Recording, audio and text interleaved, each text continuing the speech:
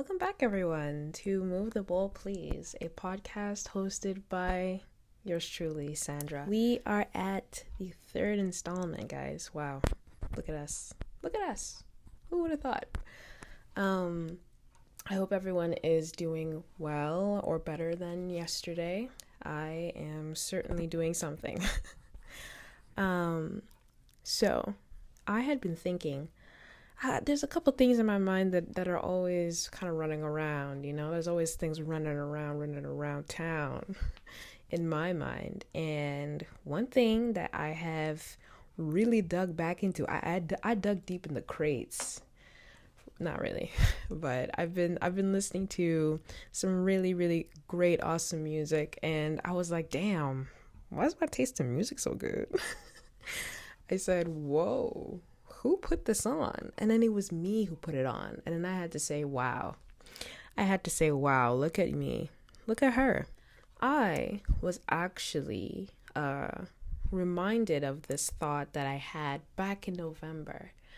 I was, as one would say, elevated.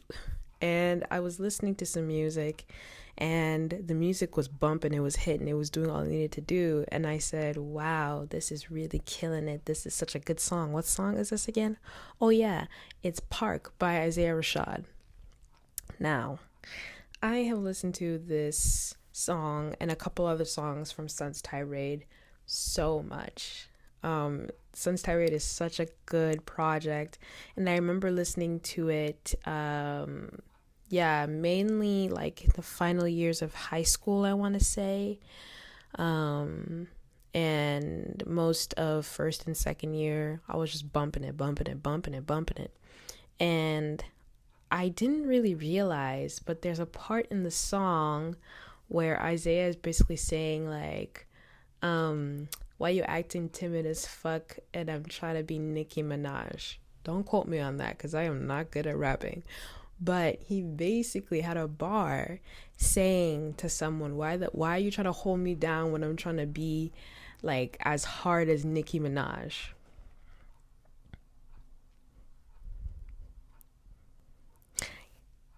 Did y'all catch that? I don't know if it sank for me for so long that when I listened to it again, I said, wow.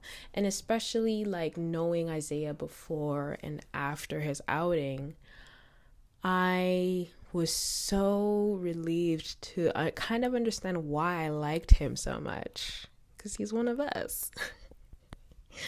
Now listen.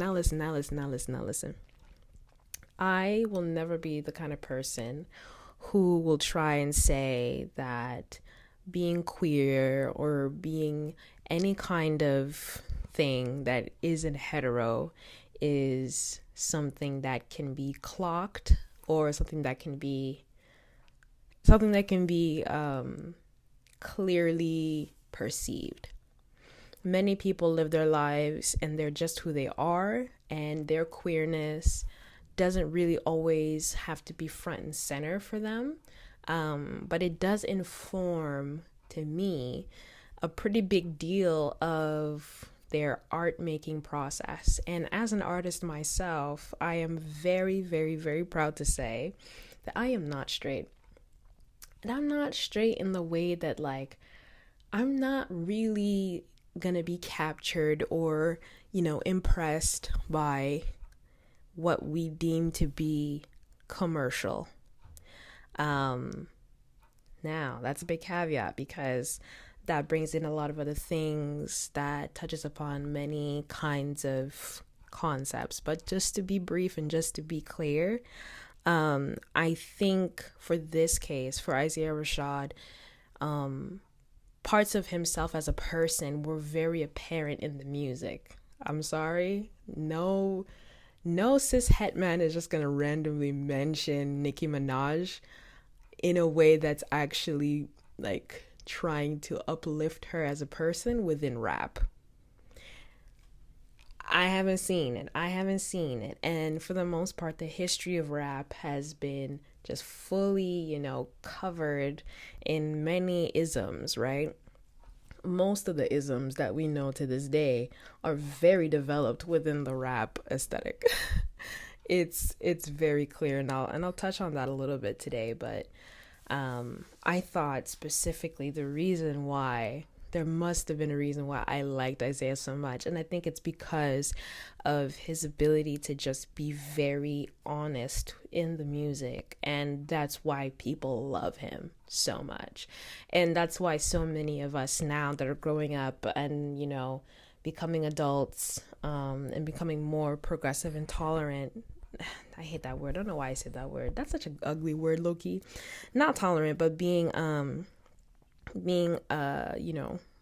open to the way that people live their lives and not being rigid in, our ways of being. I think the fact that many young people now don't have a problem with anyone who is queer or gay has really shown how much music has also gone with that change in attitude. But let's bring it back a little bit. Let's bring it back a little bit.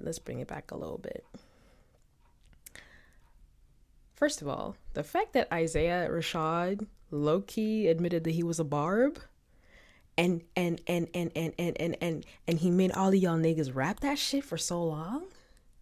All you niggas who think that you're listening to Isaiah Rashad and you're not listening to anyone who's into female rap. Yeah, that's so funny, isn't it? That's so funny. And it's also so funny that Nicki Minaj is also like one of the best lyricists of this generation, but I digress. I thought that was such a, it was such a clear, departure from typical hip hop rap, right? Like for the most part, in most of rap history, and rap and hip hop did turn 50 years old last year. So in this genre that's about half a century old, the majority of it has always been disparaging and dismissive and not a safe space for any femme of any kind. So people like Nicki Minaj and other pioneers of her time, before and after her, have really continued to open up the genre to so many different kinds of iterations and creative, elasticity. It's just gotten so much more funner to rap, you know what I mean? And Isaiah's playfulness and his different ways of getting into grooves are so cool. They're just cool as hell. And anytime he's in interviews, you can tell that just comes from his honest feeling and his honest way of navigating life. And I think that's super awesome, that's my jam. Because personally, for me as an artist, I've always find the most interesting and most engaging things to be the challenging bits of making art, right? And I don't want to say that there's this someone, and I think it's part of this romantic era of art that kind of leached into the rest of the time frame that we're in this specific timeline. But as much as I don't want to come off as someone who just always loves to suffer, I think the most dynamic parts of life as a human being are the things that will challenge us, right? Like the things that make us investigate who we are, the things that question what we do, the things that allow us to experiment, to be open, to allow for failure, and to, have space for honesty. I think those concepts within art elevated to such a godly level, it's spiritual at that point, right? And that, I feel like that's the sacredness of expressing yourself as an artist. And so in my baked little rant that I recorded over a month ago, I kind of came to part of the conclusion for my mind was blown, by the way, when I realized that Isaiah was saying I'm trying to be like Nicki Minaj. My mind was blown. And I kept thinking about, well, where else could a rapper have a song out like that other than TDE? TDE is a independent indie label that houses rap artists who are Black. Like that in itself, an indie art label that has basically almost exclusively, well, that's a lie, I don't know, but that has a very prominent rapper repertoire. The fact that that kind of artist is able to thrive in that space already lets me know that whoever was behind the scenes, working at TDE, the folks that are there are really trying to let the artists express themselves freely. And whenever you think about the history of hip hop and the commodification of Black suffering, like, if it wasn't gonna sound like NWA, if it wasn't gonna sound like Eminem, if it wasn't gonna sound like, motherfucking Biggie and shit, then it was gonna be a hard sell for most of these labels. But these indie labels that aren't really, trying to fully recoup, that aren't trying to limit artists, that aren't trying to censor artists, I think those are the labels that really make the best environment for artists to be as awesome and as innovative and as interesting as they can be. And I TDE is such an awesome thing as a concept.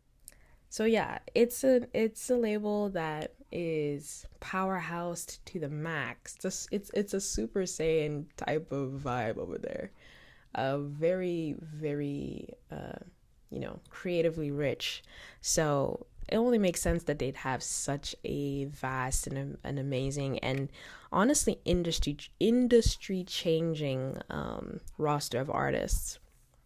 So thinking about that too, I was like, well, let me learn a bit more about TDE.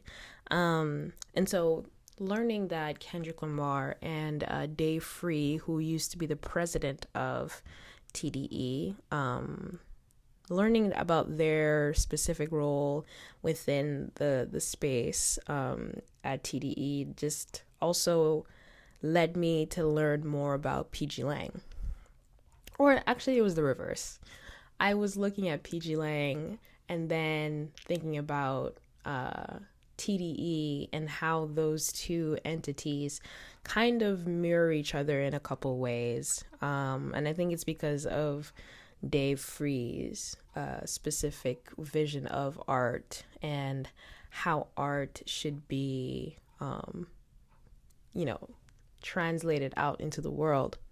So I went through a little tiny rabbit hole, and basically Kendrick and Dave Free joined TDE in the early 2000s. And they were both working together a lot at this time. I think Dave Free used to be a producer, and then he started working at TDE as a producer at the time, making beats with Kendrick Lamar. And I'm assuming that from those first interactions, they were just basically inseparable. And afterwards, Dave Free got more involved in TDE and ended up becoming the president there. And that was around the time that Kendrick kept, refining his craft as a rapper and continually making really big, influential works within the time. Early Kendrick, I don't know much about, but from Good Kid, Mad City up to Untitled Unmastered, because that was the last time I really followed a Kendrick project. No, I'm lying to you. I got into Damn. I did get into Damn. Yeah. I got into Damn later on. And I think Damn, ooh, whoa, yeah. So I think Damn was another really big step even after To Pimp a Butterfly. But there was this one, I think it was an interview somewhere where Kendrick was talking about how for a while he had been trying to, at least in his early career, he had been trying to find a way to manufacture a hit song. You know what I mean? This is also around the time that shows like Empire. Listen, I love Empire, but holy crap, that sensation of having a hit song I think that was something really big at the time. And you're thinking of people like Drake and people like Future and Young Thug, all these people making really hit big bangers. You can only assume that someone like Kendrick is really trying to gun for that. And then he realized that him trying to force a hit song was not going to work. He needed to kind of let it happen, right? And as one does when you're doing any kind of art, you can't force an idea out of you. It must come out organically. And so he realized that after Good Kid, Mad City, and ended up making To Pimp a Butterfly, which is to date probably his most successful and most critically acclaimed work. It's not my favorite project of his, but a lot of people love it. And there's some joints on there that are undeniable. You can't deny some of the songs on that album, classics. And so thinking about that, having that in mind, I was watching a couple things that had Isaiah talking about him as a person and his work, and even like kind of went a bit down in his like his older videos and his older interviews, and just seeing him as a person. Like, you can see someone like him progress slowly but surely into the stage that he is now, and I think it's really cool. The internet is really like a powerful tool to let us go back into the past and see things and have an even more clear, understanding of where we are now. And he was saying how, so The House is Burning is a project of his that I had always listened to, but I also didn't realize how much I enjoyed listening to it. After, listening to Park and being like, oh my God, this is so good, I started listening to The House is Burning, and I remember like adding the whole album in my library, but I hadn't really sat down with it a lot. But every time that it would come on one of my playlists, I would just be like, oh my God, this is so good. So when he was talking about, creating The House is Burning, a little bit of that story was that there was many points during, obviously the pandemic, but even prior to that, that he was kind of trying to figure himself out as a person, as any person does, a lot of space in between projects can kind of be really crucial for an artist. If the refractory period for making a work is too short, it can really be apparent. If you wait too long, sometimes that can even be to your detriment, but having time within projects is really important. And he noticed that when he was talking about The House is Burning, and even talking about how the title came to him after making the song The House is Burning, which is one of the last songs on the album. And he was also talking about not marinating or not ruminating too much about how something sounds, because at the end of the day, it should be something that just comes right out of you as soon as you hear the beat. And he said that he did that for a lot of songs, like for Dark Side. And I'm pretty sure The Garden, or this Garden, that has a Lil Uzi Vert, which the song is it's so crazy. It's the second song and it's already like, it's like smacking you in the face. It's such a good sequence. So yeah, I think that was also a big component to this project. And so within that same like line of thought, the fact that the president of TDE, had laid that foundation, and I'm pretty sure it's not just him, but having a leader who has more of an organic mindset when it comes to making artwork is going to inherently make it less commercial in nature, but not less effective. And commercialization of art is really like, it's sad because it kind of makes the artist no longer it kind of takes away the agency that an artist can have for their work, and it makes it so they make stuff that's just asked of them because that's what the label wants, and that's what the label thinks will recoup them in, investing in you as a person. It's really shitty. And so when I learned about PG Lang, and then kind of like the reason why it came to be, a direct quote from the actual website of their first ever, post was basically saying that PG Lang recognized that only a few contemporary this is the quote, only a few contemporary creators have figured out how to speak the evolving language of this generation without fading into the white noise or pre-assigned market share. PG Lang is designed to be an artist friendly above all else, and embrace both quality and unconventional concepts. This ethos will be applied to an array of creators who will join PG Lang, including authors, film and television directors, fine artists, producers, musicians, yada, yada, yada. That's literally what it says. You've all heard this shit before. So, you are an artist. You have, you have a different way of being. You have a different way of seeing the world. And your label, your handlers, your employer also has that same ethos.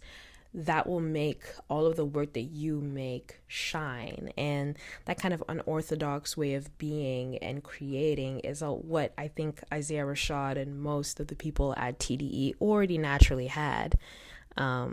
It's like a cosmic, event, basically.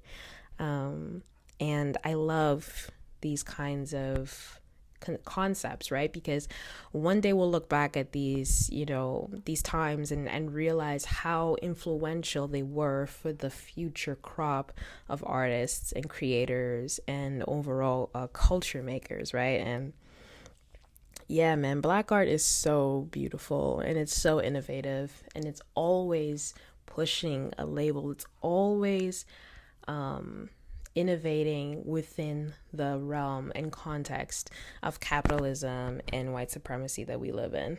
And actually, speaking on that, so there's so many things happening in this episode, but let me know if y'all are following. But there is this clip, it's an old clip of Kanye West talking to, or in an interview, talking to someone and saying that the antithesis of hip hop is gay. So just think about it for 1 second. Kanye West, who we know now as someone who is almost diametrically opposed to how most of us live life and how most of us view life, was at one point in time calling out the homophobia within hip hop. Do you know how insane that sounds? Do you know how crazy that sounds? That sounds like the Twilight Zone, but that's a real thing that happened. Google it. And I think the one thing that's so crazy and so sad to me is that hip hop is a genre in itself that has always been fighting and talking and trying to advocate for the liberation of people who are oppressed, such as Black folk. And to have such a antithetical portion of that genre be homophobia, and it really reared its ugly head, I feel, in the 90s. It just became super commonplace to just see so much of it be so pervasive. But to have someone like Kanye West, a new and young and up and coming rapper who was making waves like globally for his artwork, literally, like the music that he made was art, and at that time most people will see that as his best era. But the fact that he was calling out that key component of hip hop at the time is also so apparent, and so it was so ahead of its time and so astute. It's like the best observation that you could really say, as someone who makes rap, right? And not a lot of rappers were even going to try and touch that. After that, I watched a clip of Vlad TV talking to the game, and the game was talking about how, like, there's some dudes who are some man fans. There are some man fans out there, and I'm like, yeah, there are. Of course there are. It's rap. It's art. You can't escape them. They're everywhere. The queers are everywhere. Yeah, but like it's impossible to try and say that an entire genre would never make space for the people that helped build it and helped create it. And literally Vlad was like, well, do you think you've ever worked with a gay artist before?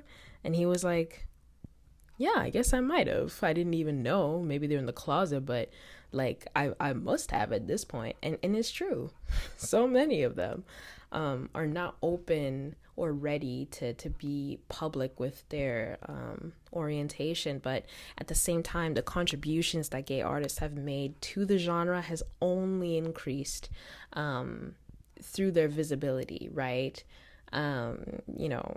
Throw in the Lil Nas X Illuminati conspiracy right now, that whole entire thing will never leave. But at the end of the day, queer artists have affected all parts of life, and music is not excluded to that. And I think the biggest oppositional force that goes against artists being open about their sexuality is commercialization. It is not commercially viable, at least it used to not be, to have openly gay artists talk about or even allude to their sexuality up until recently. And the changes within the times have been awesome and great to witness. But I can't wait for there to be an even wider, floodgates opening for people to feel comfortable to come out of hiding. Because like the game said, man, he don't respect gay people who hide in the closet. That interview was low-key problematic, but he was saying some things. He said a couple things. Interestingly enough, I think there also is some kind of a case to be made about blackness also being inherently queer. I don't want to scare anyone, but we live in a white supremacist society that is, what's the word? Craned by capitalism. So many things about being a black person, being a woman, being, anything but thin, being not traditionally feminine or masculine, all of those things, those are not commercially viable. And that's why certain things are sold to us for a specific reason. But, that's another thing for another day. All right? We won't get into that right now. But I think the fact that these companies like PG Lang and TDE, even the concept of a show like Atlanta existing, all of those spaces allow for the non-commercialization, or they don't put that as like the driving force for the way that they do things. It's about exploration and openness and trying to be creatively courageous. I think those kinds of things are really apparent within Black art, mainly because the most influential ones are usually the ones that take risks, that don't try to assimilate to trends, that listen to their internal voice and let it out. And afterwards, it will be copied. It will be reproduced in some way, but the real artists who are trying to do themselves the honor of being honest, they take inspiration from other things, but they find a way to also make it their own. And The House is Burning is a lot of different kinds of grooves and musics and sounds and collaborative, you know, opportunities that Isaiah just mentioned to say, or he just, you know, found all of those people who he collaborated with to be making awesome music. And I think that's like the biggest thing about making art is that you need to make shit that you like and that you are feeling like and that really excites you. And that can be through working with many people. It can be through just doing it all on your own if that's what you want. But it has to be true to you or else it's not going to land. And I'm so glad that we have artists like Isaiah. You know, he would often just or in the interviews that I've seen him in, he would say that he listens to a lot of his old stuff, but he's also always trying to create new things, and he's always working on stuff. Whether it's working, you know, in the background, or if it's like releasing any kind of work out into the public. I think artists who are preoccupied with creating, they have to go through stages of growth and change. And one thing that he did say that he was surprised about The House is Burning is that so many people were so ready to like receive it, even though it was so much more different than his older work. And take that creative risk. Artists are actually they're in their best element when they take creative risks and challenges. I think it opens up like the third eye, and like the flow state just starts going in there. I feel like that's what happens. There's no other answer to that. And we've seen that, you know, not only with people like Isaiah, but I'm thinking about Tyler the Creator, Lil Uzi Vert, you know, Young Thug, who else? Tisa Korean. You know, motherfucking T-Pain in early in his career, Lil Wayne, who else? Just so many artists who have been really taking like these different strides and using their specific ways of expressing themselves in their own style. It's amazing. And that's the only real way to get really interesting art. And another phenomenon that was really unique for its time too, which was kind of coinciding with the time that I was listening to Isaiah a lot, like in my first and second year of university, was Brockhampton.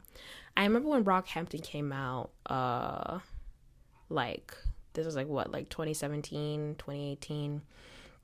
Yeah, that was a really specific time too.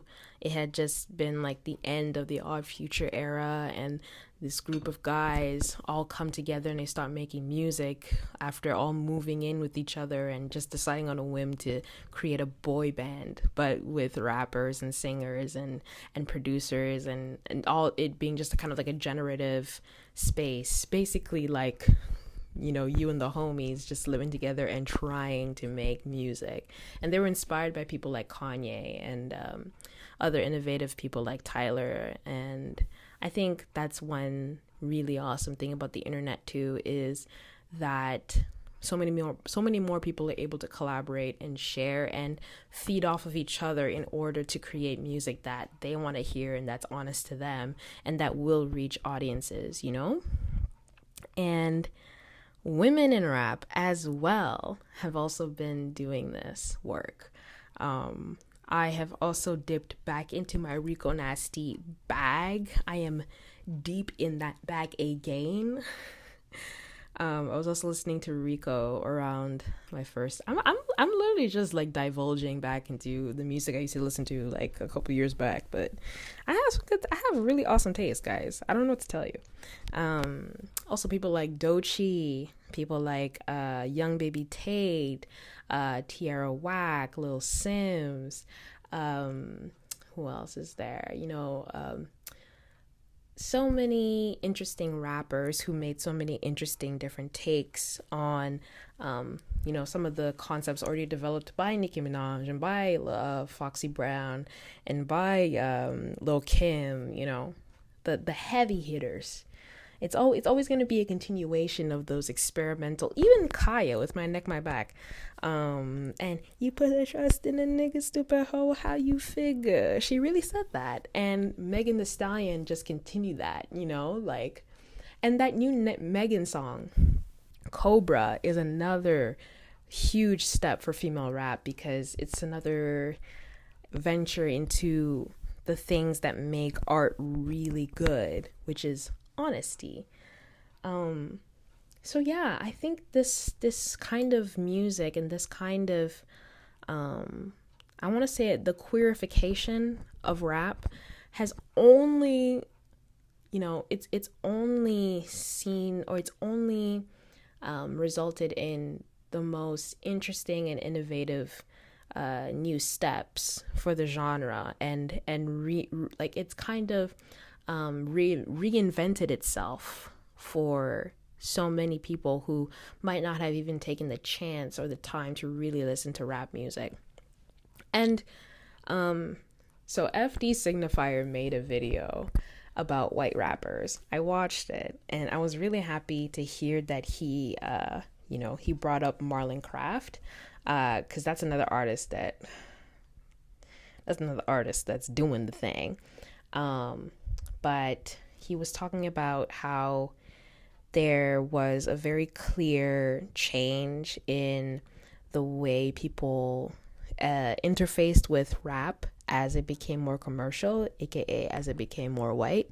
And the fact that Eminem, as talented as he is one of the most popular rappers of all time, really lets me recognize that at the end of the day, because of white supremacy and the space that we are in as a culture, all I'm gonna say is Eminem set the tone for a lot of rap for a while.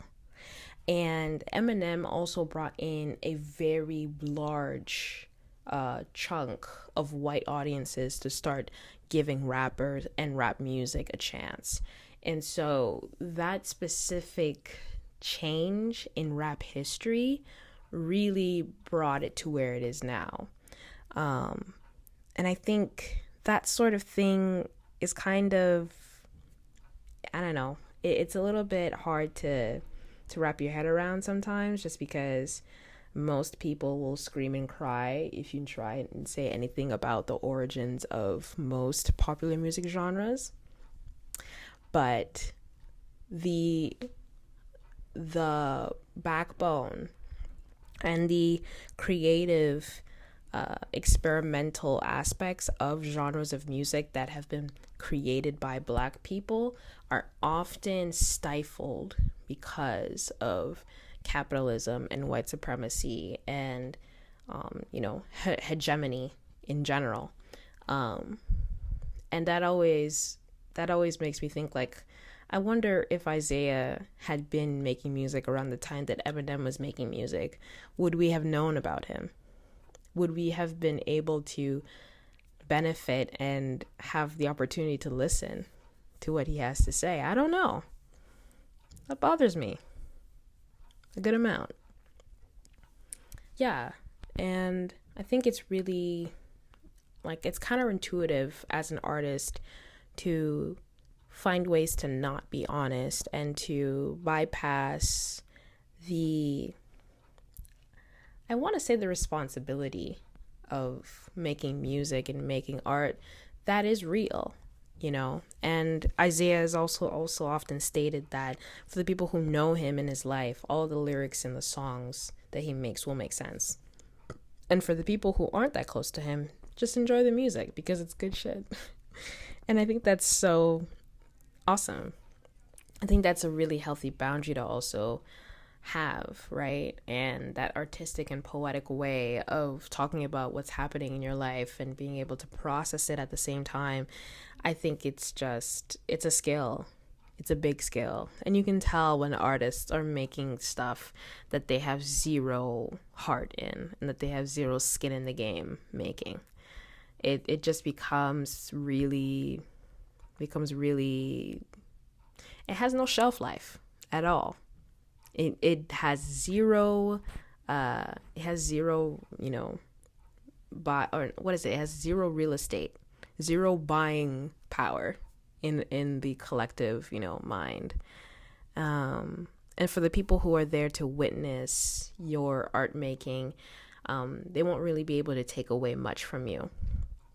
So I think one of the main things that I really just love about artists who know how to make the thing that comes out of them, out of their true self, is that the music never gets old. The music never gets old. I've been listening to Isaiah for a very long time, and I will keep doing it. It will not get old. It will not get old to me. No, sir. So yeah, so keep supporting queer artists. Keep supporting Black queer artists. They are so important. And I hope that more labels adopt the same kind of methodology that PG Lang and TDE and any other really cool, open, free place adopts. You want to have people who are able to say the truth, and you can only really do that if you let people be who they are. So that being said, like and subscribe. Keep an eye out for any more of the things that I do, and there's a possibility that there's gonna be another episode. I'm thinking about doing something that's about that FD signifier, kind of like a little bit of a response video. I don't know. Y'all let me know if I should do that. Anyway, bye.